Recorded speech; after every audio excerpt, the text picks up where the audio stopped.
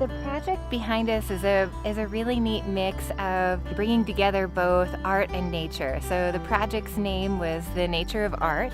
And so there was two artists who really focus on using natural materials out in a landscape to create art and also to create habitat.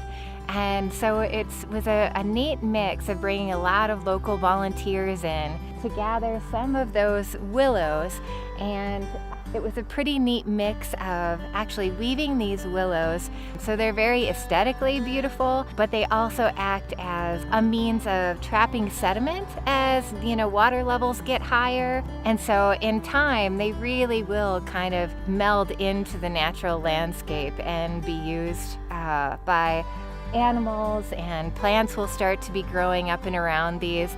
So it's a pretty neat project.